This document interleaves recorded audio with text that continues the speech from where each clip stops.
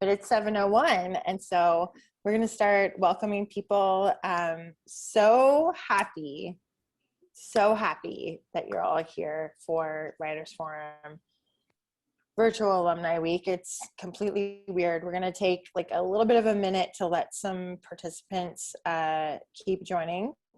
But I am really grateful to our writers, and I'm really grateful to our listeners. We are recording now, so just a little bit of housekeeping. This is being recorded, so writers and listeners, we will then share this recording out so that you can share it with folks who can't be here tonight. But I hope that you'll get on your social platforms and be like, oh my God, Writers Forum is happening right now. Here's the Zoom link, like come join, because we have a really great lineup of St. Andrews writers here this evening. I'm Terra Elan McVoy. I graduated in 1996, and I was a Chapbook Award winner in 1995.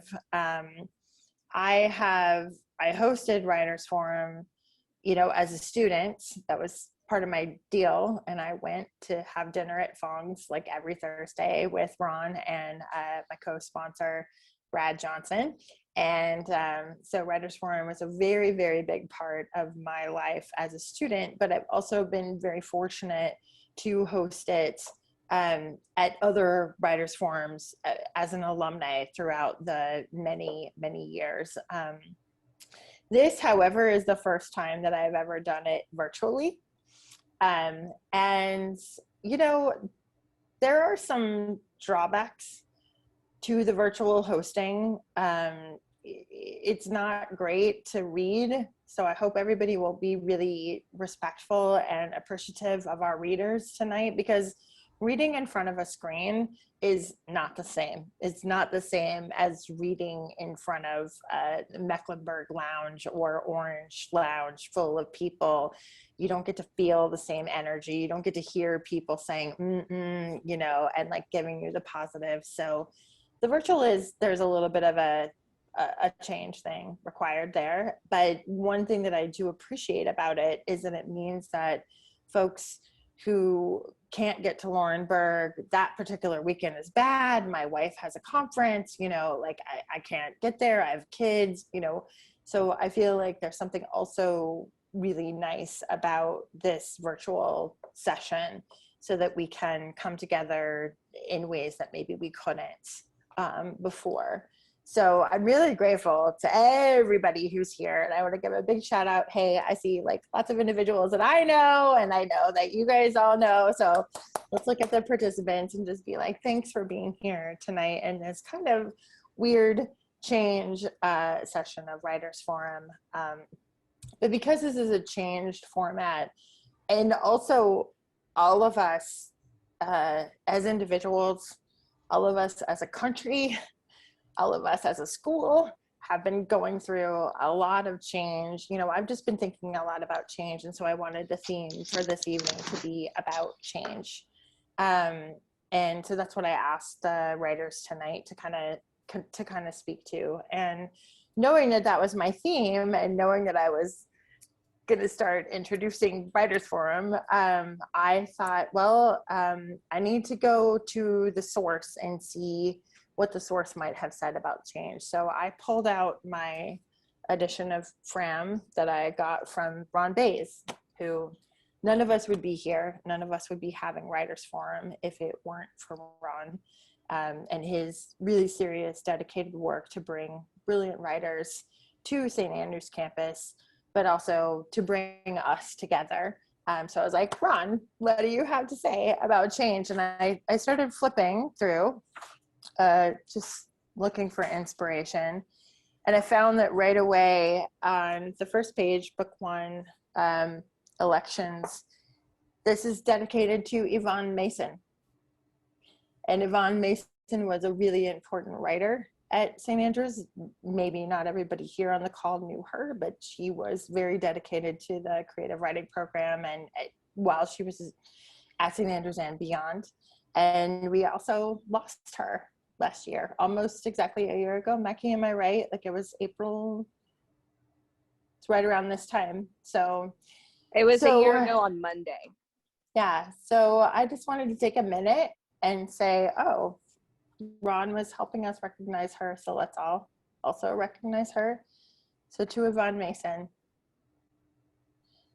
So then I turned the page literally from that and found the first poem, Pass Us One, and the word change is featured. And I circled this and started back when I was, 19 years old. So I wanted to just share this with all of you as a thought to get us going tonight in sharing our words and talking about change. So this is Pass Us One from book 1 of Fram by Ronald H. Bass. Riddled, we are all changed, and our loves change too, but we are not. Kilter, coulter, plow, and furrow, I riddle you so. So I hope that we can all riddle each other tonight with our words and this evening.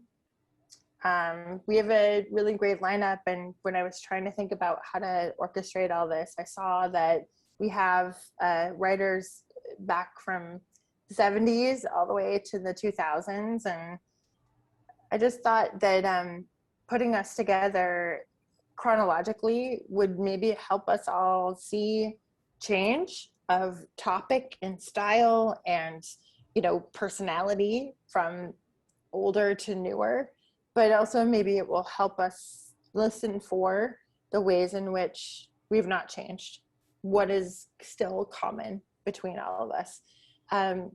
So to get started, our first reader is John Lawson from class of 1971.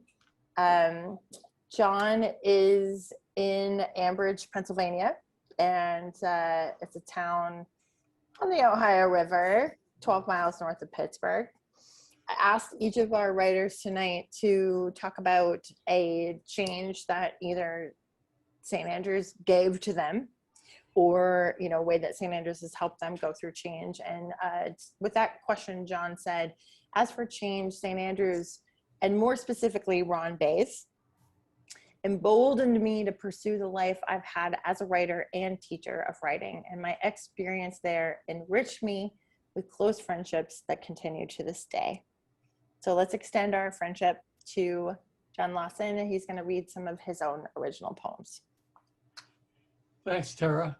I'm excited to be here with everybody, and I'm going to read 3 things, if I can squeeze them in, all recent poems, so you'll be my guinea pigs for these. The first is called Archaeology. It is no longer a matter only of marks on cave walls, piles of bones from species gone 10,000 years ago. No longer fragments of the pots the women used to carry water up the hills, nor tiny blown glass bottles miraculously preserved, where the princess kept her precious hoard of strong musk, squeezed out of the anus of a living civet. Everything has changed. Now we are stunned to look about ourselves, observe our own apartments. 8-track tapes and DVDs, LPs, laptops and flip phones, detritus dated as the pyramids, abandoned, piled in closets or collecting dust in cobwebbed corners in the basement, carried by the armload in a cleaning frenzy to the curb, and left in rain or snow, buried in mounds of rubbish. It has become a matter now of trying and of failing to remember how it was, not for hunter-gatherers or galley slaves, for princesses or peasants, but for ourselves 10 or 15 years ago. We browse among these artifacts once loved, pick one up, turn it in our curious hands, examine it from angles, wonder how it was to be alive back then. Then we throw that same glance at the things we love and live among right now, so dearly purchased. Watch them as they shrivel into garbage. And we ask the same old questions. How could they live like this? What on earth were they thinking?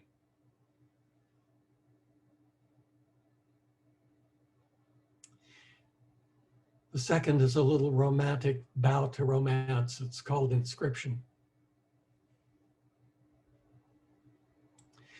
No matter if the solar wind strips the earth of air and water,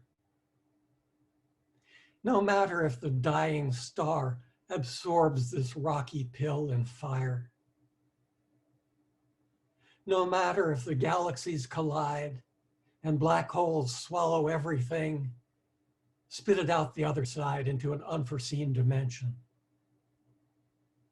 No matter if the atoms that compose us melt and recombine 100 million times, till only silent dust remains, drifting ever farther into frozen darkness. The universe can never be again as it was and would have been if you had never fed me eggs and toast, as if we'd never sat here in this kitchen talking over coffee by this open window.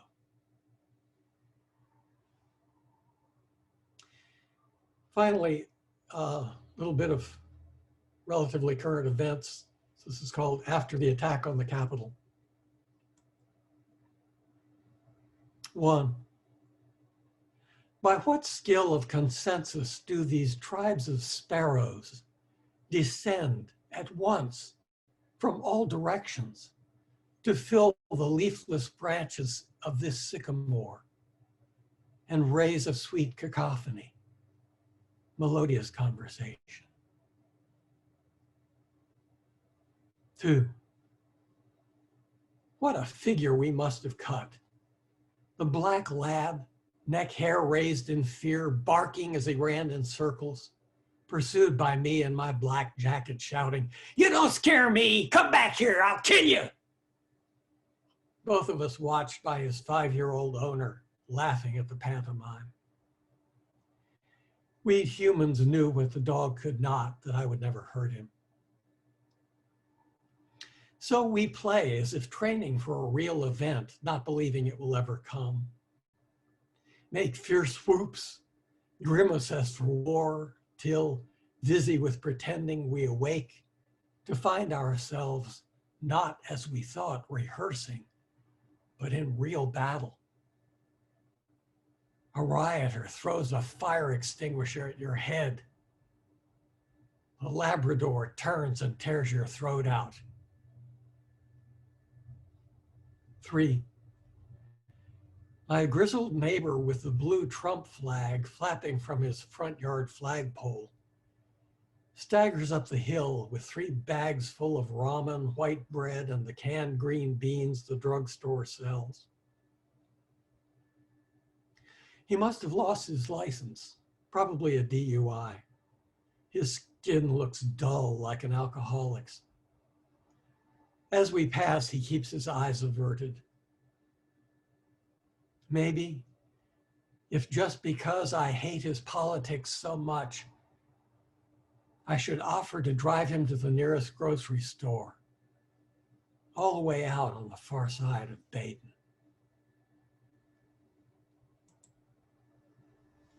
Thanks. Thank you. Thank you so much. Really nice start. Thanks for those words.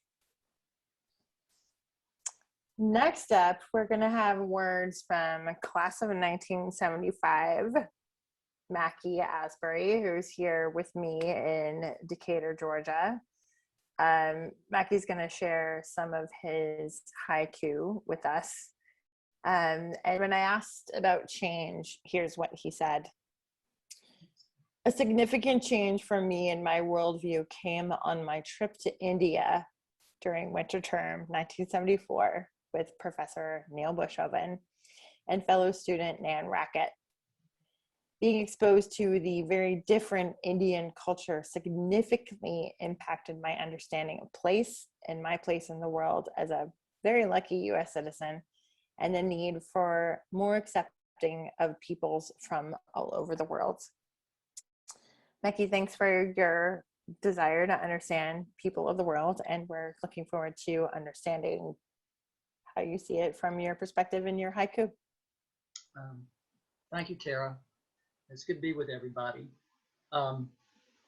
First of all, I was not a writer at St. Andrews. You know, if it was my 250-word CNC paper for Spencer Ludlow, that was, and if I got a passing grade, I was pleased with that. But I am an extrovert, and I'm a talker, and haiku has been a great exercise for me. And my first one will explain why. And I've got a variety of topics, some current, some just observations that I've made in my comings and goings. And I'll admit to this, I bastardized the hell out of haiku. If you know much about haiku, and I only know minimal, it's very nature oriented, and most of mine are not, but I'm true to the 5-7-5 syllabic format. Sometimes I try to be profound, sometimes I try to be humorous, and hopefully some of that will come across. I rhyme sometimes, and that's not always a requirement, but it sometimes just kind of fits. So here we go. Haiku oft states why. 17 syllables force you to boil it dry. And of course, this has been a year of pandemic and COVID, and that has, of course, caused some haiku to percolate in me. So here are several related to COVID. Invisible foe, viral scorn, nature born, our healthcare wilderness. Soap suds now holy, hand washing sacramental. Masks cleanse God's blessed air. Your breaths today will sustain life or invite death. Breathe love. Wear that mask. Each breath is sacred. Inhale life's simple bounties. Exhale love and care. I wrote a couple for my mom. She's 93. One was after a fall, and the other was after she remarried at age 89. Life's safe paths narrow as age can make routine steps ever dangerous. Love sparked late in life can ignite joy often thought lost in time's wrinkles. And I know justice is on many of our minds in the here and now, and it always should be. And here are several that one is, the last one will be quite recent, and you'll know it's inspiration, but the other two came from an MLK Day sermon in my church, two of them, one by a Black minister and one by our minister. So to justice here. Dare to reconcile, confront hurtful injustice, walk the path to love. Our hands show our hearts. Open palms give and receive. Clenched fists can't share love. Find your good trouble. March humbly to justice call. Civil rights for all. Love and friendship. Our beer visit brewed heady repartee, but craved more fermentation. Let your heart sing love, share songs of care with friends and strangers never known. Rain pounds love's tin roof, sharing thunder and lightning, our joy waterproof. Friends visit my heart daily, but lovers live there, always touching me. I love the outdoors, so a few that are more nature related. The first one after, not necessarily the hurricane that, hit Laurinburg hard, but it came after one of those. Our creature comforts taken for granted until nature reminds us. And after a day hike, escape the city, soak up nature's symphony, sing in the chorus. And my wonderful wife is a Jacksonville beach girl, and I wrote this one for her. Gulls ride morn's salt air. Tides decide the beach's size. Surf and sand call you.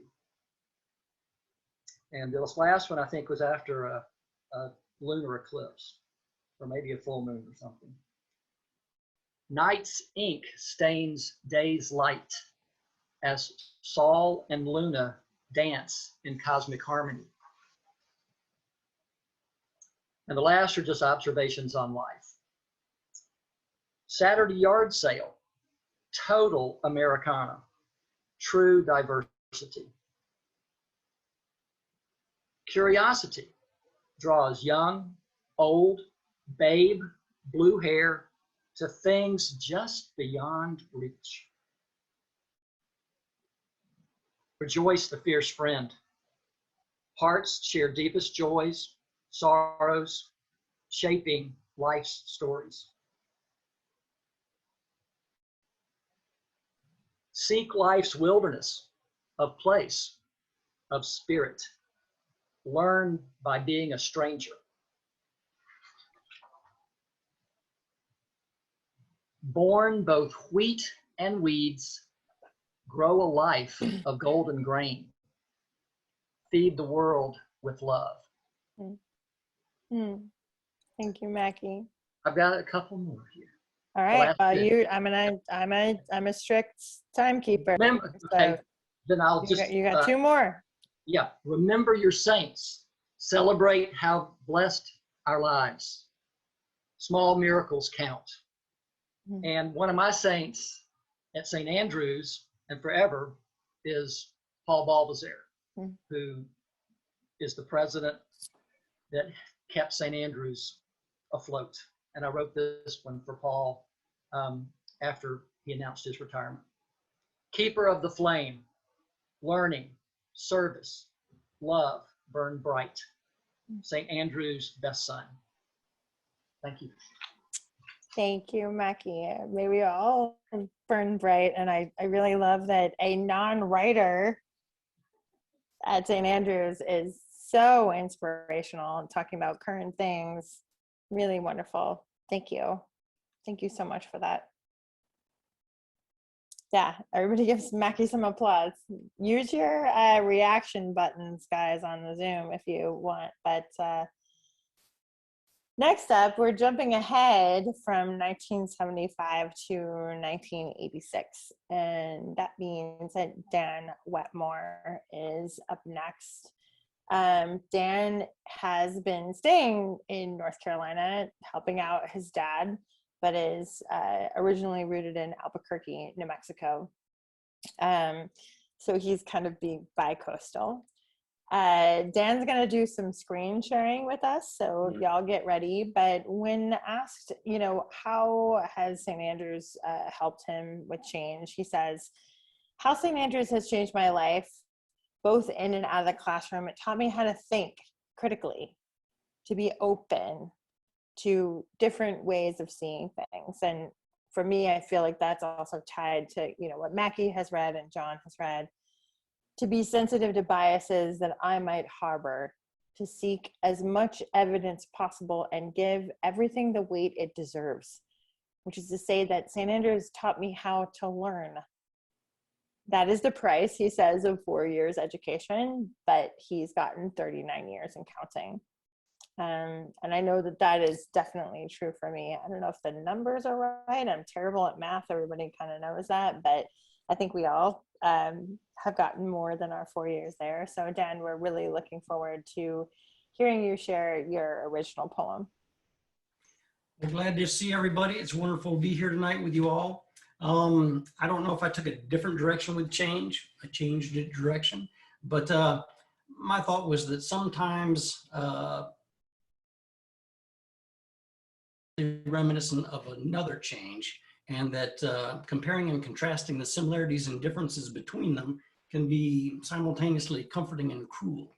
And as Terra mentioned, I just have one poem to read tonight, and it's an attempt to sort of tease out that juxtaposition to the greatest extent that I could. And it is a formed poem. The visual arrangement of the words on the page is a factor in its in the entirety. So I'm going to screen share with you here, and hopefully there won't be any technical glitches. But if my audio cuts out, you'll still have the visual, so that's a good deal.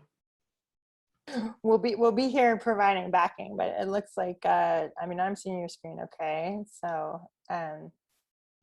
Awesome. So here goes. Concluding introductions. It's clever how they do it, he murmurs, as if to press that non sequitur into service as its own wished segue. You can tell they've given it a lot of thought, credits a man for whom reason is reality square, prizing a manner well crafted in a matter unquiet. They lead you to a room, the door is closed. They tell you to go in when you're ready. Stay as long as you need, and don't worry about checking back on your way out. It's a big room, and the casket's been set up along the far wall, so you can approach as slow or fast as you're comfortable. My dad's need to tell, trumping mine to not hear, I hard attend, anchoring my end in hope of belaying his attempt at ascent. And as he recounts prizing that portal, beginning final approach, I see time stuttering alongside his steps, a double exposure at mind's eyes half shuddering. Decades duly melting to university days, rococo papered walls fading to institutional paint, rich carpet evaporating to yellowed linoleum, each footfall layering up trepidation, exhilaration, all the pleasure pains in Naker's sucre. She at a distant table in cuff jeans and bobby socks, engrossed in a book, he not yet existing. She now too present in absence, vertical's inexorable collision with the horizontal, consummating a crossroads, parsing intersection to paltriest of pips, Cartesian origin point, come full circle, omega. Yet in that hive of vectors, cloud chamber of frisons, cafeteria tray clatter being drowned, and silence is roiling in the hush of his regard, he presses on, ever in need of want, never in want of need, hoping in her last first hello, fearing in this just first last goodbye, wondering so the way from here to there, there to here, busied by contemplation of the seismics to all futures birthed in the daring, the recasting of all pride, only his steps now, perhaps commencing some eternity. She and he, the only two in that room or any world.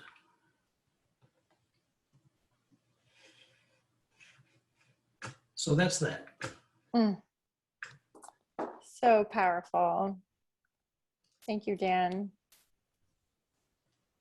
Yeah, I'm seeing lots of applause and, user reactions. I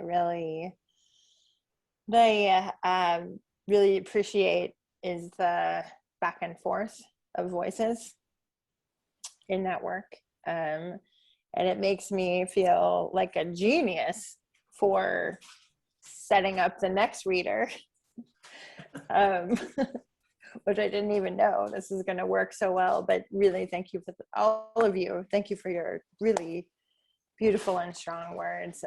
Next is Rod Gammon, graduated in 1994. And he has had a lot of change happening, really kind of powerful and poignant change happening. All of us have, and I think that Rod was really honest with me about what was going on with him and about change. He said that 2020 was really hard. It was a year of a lot of loss, and he used that time to go back to the original Sage reading list. And he says that going back to that really framed the experience and helped point him to better direction. So even in a time of struggle, he was going back and forth between our old sources and our current times. He also says that friends from that time, Sage 30 years ago, really helped sustain him, and he extends that gratitude. I'll let him speak to that if he wants to, but he says that when he was in a deep time of loss, that St. Andrews remained a really strong foundation. That's something that I think about a lot coming to this. I think that we're all kind of feeling, but Rod is going to do a reading that is a back and forth between where we are now and where we have come from. So Rod, I'll let you talk more specifically from Zhuangzi, and also a quote from James Maynard Keenan. But thanks so much, Rod, for sharing past and present with us right now. Thank you, everybody. I'm very humbled. I've gone through some truly metamorphic change, finding myself in a new home without my family and minted as the new elder of my tribe. So I'm not quite ready to share personal writings. I'm really humbled by all of the really wonderful and personal creativity that's been expressed, but this will be a change in that it's a little archival maybe, and also it's not poetic. It's there's more of a discussion to it. That said, Ron Bays sparked my first love of Asian literature. I actually went on to become a professor of it and so on. And so I think this is true to that spirit as well. I'd like to share two brief tales from Zhuangzi and a brief modern lyric. So Zhuangzi is the second Taoist author one usually learns after learning about Lao Tzu. And he counsels that change and oddity are natural and beneficial. I also believe that Zhuangzi is very relevant, given that we now try to live in a post-truth society. So the first reading is the discussion on making all things equal. And Burton Watson has translated it this way. Once Zhuangzi dreamt he was a butterfly flitting and fluttering around, happy with himself and doing as he pleased. He didn't know he was Zhuangzi. Suddenly, he woke up and there he was, solid and unmistakable Zhuang. But he didn't know if he was Zhuangzi who had dreamt he was a butterfly, or a butterfly dreaming he was Zhuangzi. Between Zhuang and the butterfly, there must be some distinction. For me today, I hear in that's okay and natural to be many things and to be confused about them. Next, I'd like to share a farce about grieving. It's instructive, playful, and serious. Zhuangzi's wife died. When Huizi went to convey his condolences, he found Zhuang pounding on a tub and singing. "You lived with her. She brought up your children and grew old," said Huizi. It should be enough simply not to weep at her death. But pounding on a tub and singing? This is going too far, isn't it? Zhuangzi said, "You're wrong. When she first died, do you think I didn't grieve like anyone else? But I looked back to her beginning and the time before she was born. Not only the time before she was born, but the time before she had a body. Not only the time before she had a body, but the time before she had a spirit. In the midst of the jumble of wonder and mystery, a change took place and she had a spirit. Another change and she had a body. Another and she was born. Now there's been another change and she's dead. It's just like the progression of the 4 seasons: winter, spring, summer, fall, winter. Now she's going to lie down peacefully in a vast room. If I were to follow after her, bawling and sobbing, it would show that I don't understand anything about fate. So I stopped." That one means a lot to me. Last is a very short lyric by Maynard James Keenan, and I think it carries through some of the sort of thread of justice that we've had so far today. So I'm glad that I think it works well. The Great Overmind. Keenan's work often considers transformations into the grotesque as well. So I think Zhuangzi would appreciate them too. Near the end of a piece called Simultaneous by a band called Pucifer, the band crescendos with this lyric, a prayer for peace, if you will. "Should the sun rain fire, should hell on earth freeze over, and our enemies wait, hungry, see our better nature, feed and calm them, find a way." Thank you.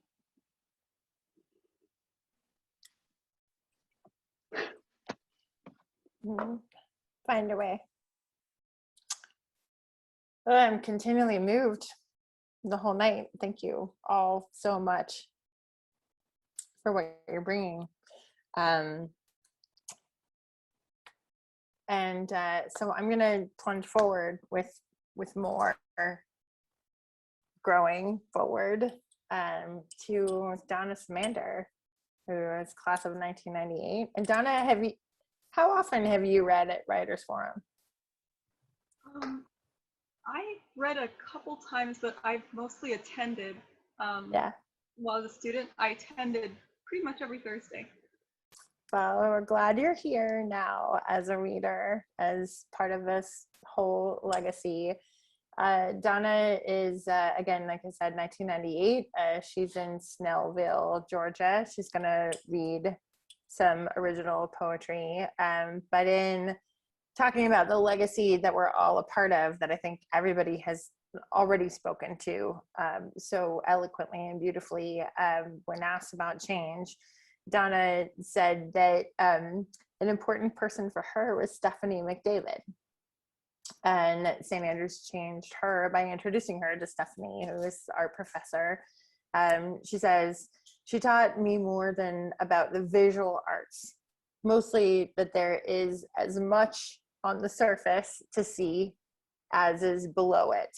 And I really felt that tonight with all the readings that we've heard. There's as much to see on the surface as there is below it, and to be confident of what you learn to see. So Donna, this is a poem that you did for her, is that right?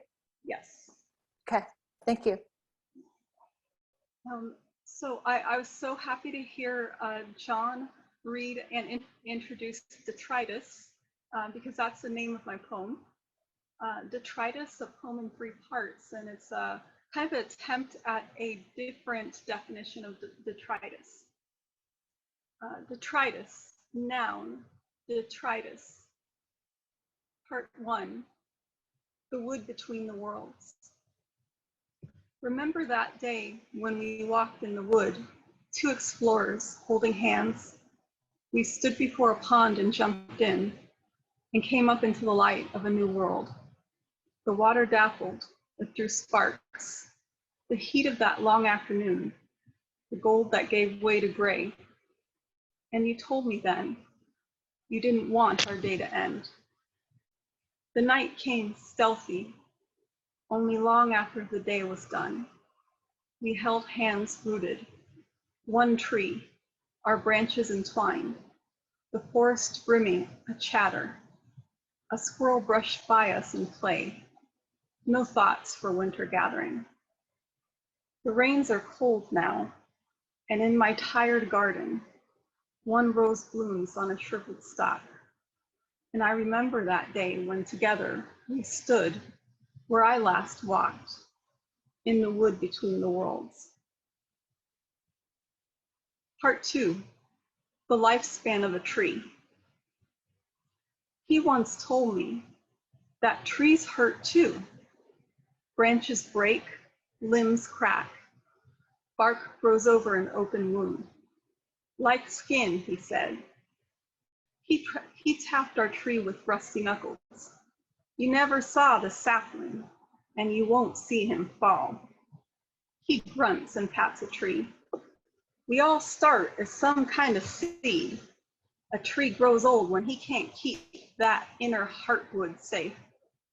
Thinning bark, veins popping, just like a man or a woman, he says and looks at me.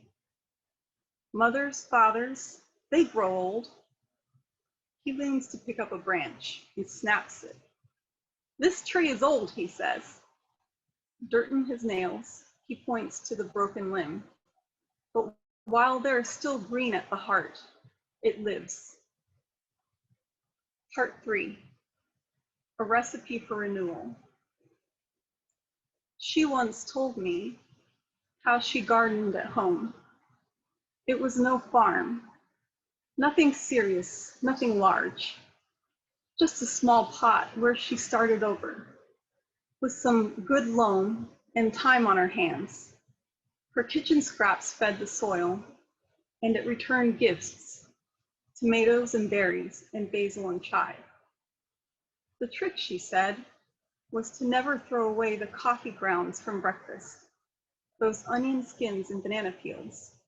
Toss all into the compost heap for worms and beetles and friends to whittle away into bite-sized chunks. The soup that went cold over dinner, eggshells are best. The cake half eaten in guilt, indifference, departure, betrayal. All things we cannot digest. They go in too. The earth takes them, turning to silt, releasing heat as it consumes, turning all black, the color of life, the dark blanket in which new life grows, detritus, or the art of breaking down. Oh, applause, applause. Thank you. Thank you.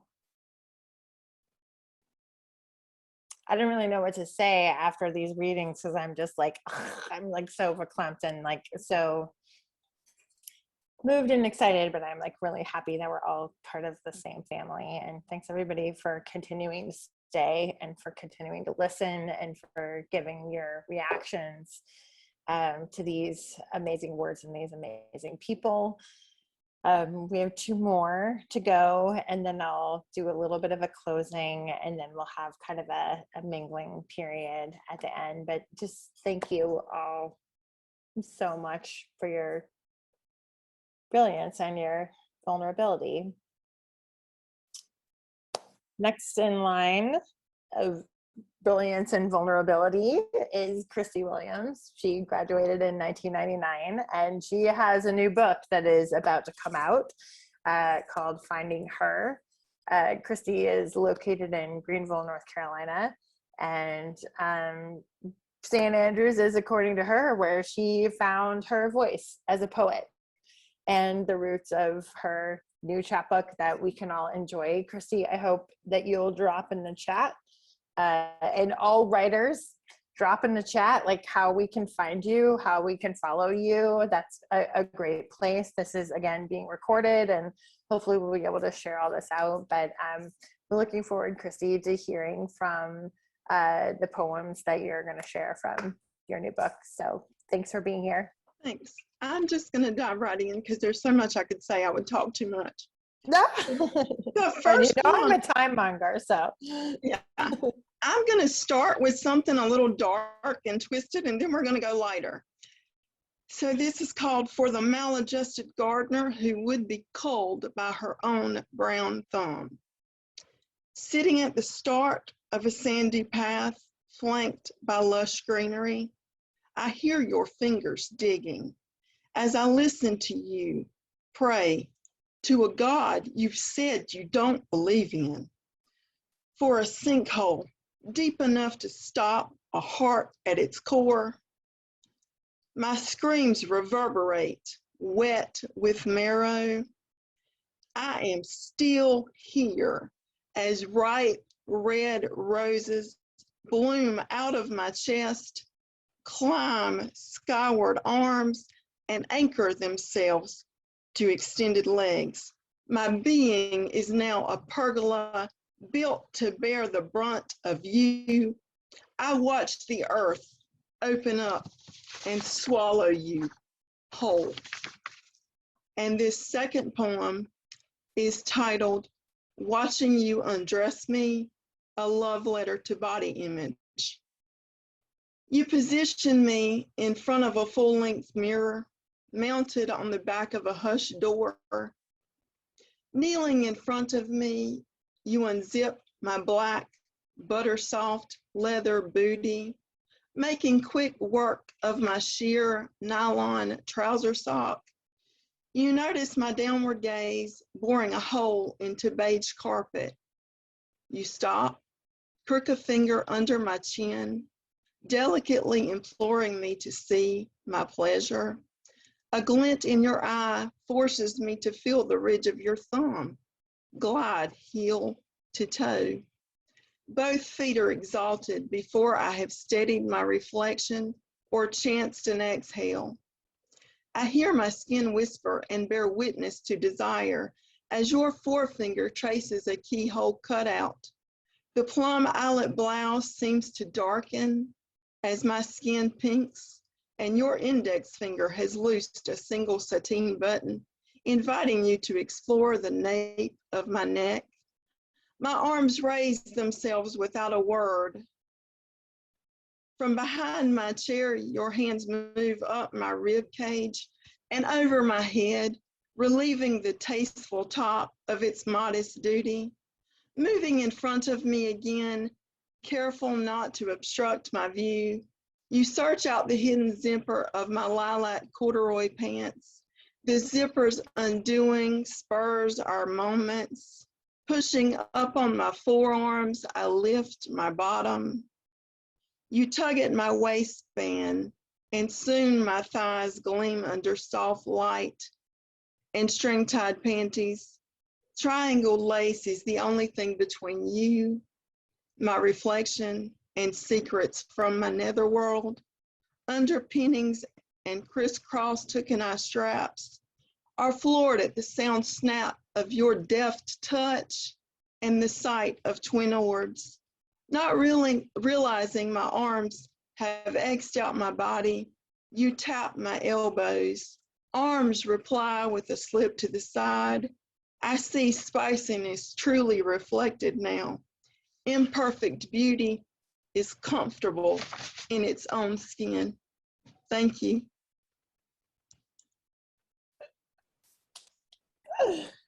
Oh my God. One thing that I don't love about Zoom Writers Forum is that we can't all, like I said at the beginning, we can't all hear each other be like, like, yes, yes. But I'm watching the screen and I can see everybody all night tonight, like leaning in and listening forward. So it's really cool. Thank you. Thanks, Chrissy, for that. We'll look forward to your new book. And thanks, everybody. But now we're going to go to our last reader for the evening. And I'll close in a recap, and then hopefully we can kind of mingle together afterwards. But Marlon Carey is not somebody that I knew or had met, but I'm really happy to know him now and look forward to hearing his performance. Graduate of class of 2000. He's currently in Providence, Rhode Island, although if you were part of the early part of this Zoom session, you could see him showing us his New York City background, because apparently that's where he is right now on vacation. So Marlon is a performer and is a founder of some spoken word stuff, including around Shakespeare. And he says that St. Andrews helped him understand that everyone is special, all lives are valuable, and he gained that insight from his time at St. Andrews. And I am so grateful to have all of these special and valuable people tonight. So Marlon is going to be performing a piece entitled First Down that was written shortly after Amadou Diallo was shot in New York City. So this will be powerful. All of our readings have been powerful, but Marlon, we're really looking forward to your piece, and I'll turn it over to you now. Thank you, Terra. Can everybody hear me clear? Let me know if you can hear me. Okay. I'm in the hallway. I'm trying my best. I really wanted to make this. I'm so glad that the invitation was sent out and that I got in on time. So glad to be here. So I also hosted Writers Forum. I did this during my my junior year, and it was a wonderful time. It was a carafe of wine at songs out, the fortune cookies, the whole. I mean, it was a wonderful, wonderful experience. I mean, I belabor the point, but I had a great time at St. Andrews, and I'm really glad to be part of the tradition. So glad you're here tonight. Sort of interesting that I'm in New York City. This event took place in New York City. If you didn't know, Amadou Diallo was, I think he was African, and he immigrant, shot by police, and there's a book called Blink. You should check it out. I'm Malcolm Gladwell that talks about this moment. Sometimes it's like my whole lifeline has been the punchline of a joke that I didn't get. And the whole world is laughing, pointing, waiting for me to fail. But though I might pale in comparison to my environment, I've got ink inside my veins, and I will blend in until my time comes. I will wait here until my time comes. I stroke my brains frontal lobe until the rhymes come, and I will wait here until revolution comes like war drums to numb the pain. But my revolution will not begin in my chains remain like the concrete beneath the bloodstains. I've been trained to miss the freedom train, trained to strain for what has been mine from the beginning. And I'm beginning to understand as I stand here in welfare lines, waiting for stale cheese and swine. I'm composing lines, trying to remind my brother who stays trapped behind vertical lines for crossing the imaginary line between legal and illegal. I'm trying to remind my people, hoping that he reads my lines while getting his cornrows properly aligned or lining up for inspections that most average Americans thought were behind blacks. He will find that, as a matter of fact, the revolution is here. And as I climb the splintered stair out of this well, I'm thinking, hell must be a state of mind. The shortest distance between here and my destiny's always been a straight line, but I've been zigzagging all this time, run amok, bamboozled in a Rubik's Cubism, television, saturated vision, missing the greater part of my intellect, needing respect but never getting any. You see, I'm like that penny with the hole in it, but I put a string up in that hole and tie my soul in it and hold on to it. So here's a penny for your thoughts, but give me back my change. I'm trying to change all these straight lines in the curved ones as I keep on re-evolving like the earth around the sun, and my suns will shine through all this darkness, even if I have to part with my soul in the pursuit. Don't shoot, only got my wallet to show you my identity. There's no room to exist inside of a small black box, and I forgot before I left the house this morning, I had my blackness cocked, so I got stuck letting my back hot like the coals, gurus strictly run across, but boss, I swear, we only threw 3 men into the fire. You idiots. Then why are they now in there singing, shouting, throwing their hands in the air like they just don't care about death? But breath is not the only weapon I have to give, and so I bleed ink in the field, line like cornrows, testifying to the silent scenes, leaving stains in both headlines and front pages. This revolution will not be covered by Dateline. It is me on the front line saying, the hell with one time. I'll drop no dimes on your crime watch hotlines. I'm pedal to the metal, revving till I hit the red line, headed for the finish line. For the finish my lines in time as time tries to redefine the crime history has done to me. And suddenly it comes to me like drums overcoming me, numbing me, beating me over the head. I am not dead. My lifeline is the bass line behind the drums of my heartbeat. My lifeline is the bass line behind the drums of my heartbeat.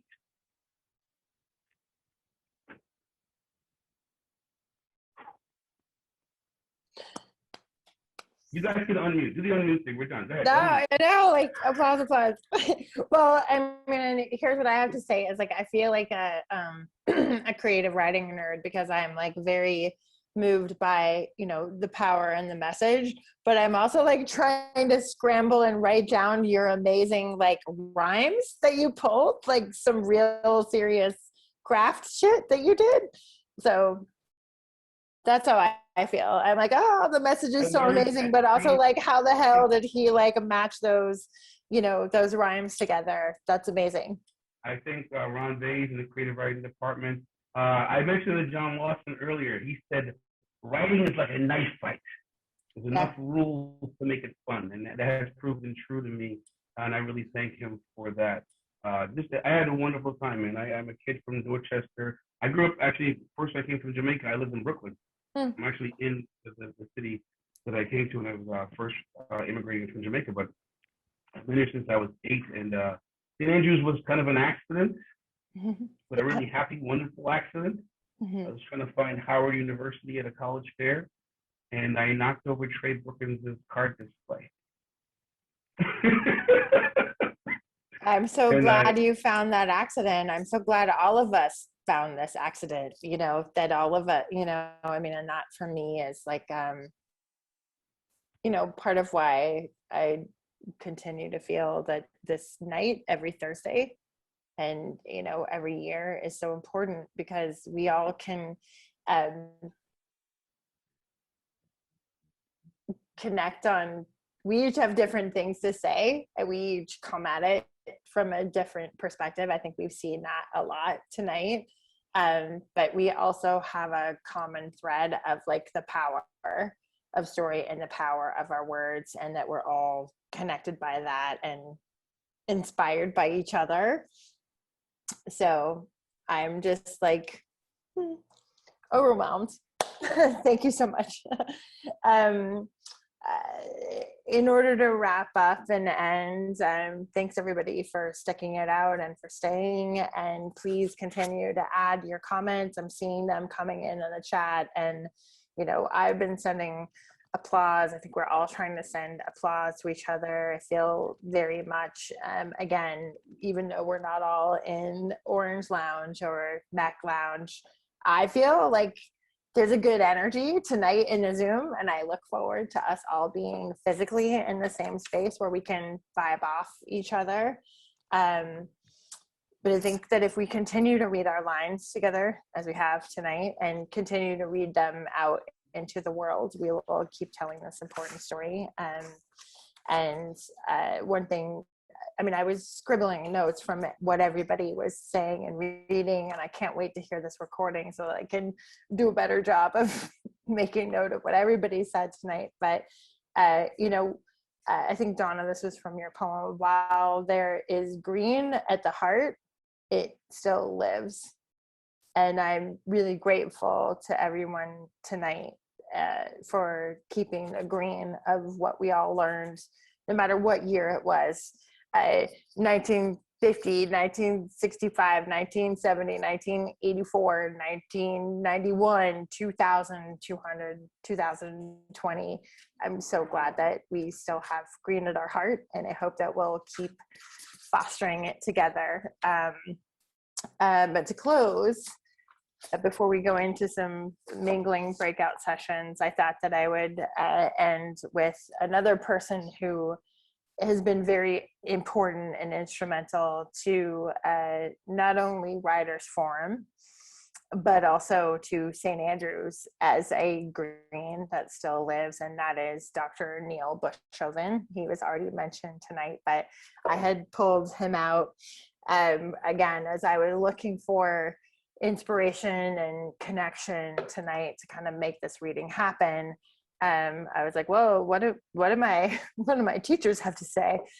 So I pulled out Traveling Notes by Neil Bushoven, which was published by St. Andrews Press. And so here's what Neil had to say about change. This is from Traveling Notes, October 26, 1992, at St. Andrews College in Laurinburg, North Carolina. Thoughts on a tree I saw newly planted by my Aunt Elizabeth that grew under her care into a mature and luxurious shade tree. After her death, the tree, succumbing to disease, was removed and vanished. I lived in this happy house from November 1951 to December 1953. I thought then of childhood and how I saw the world.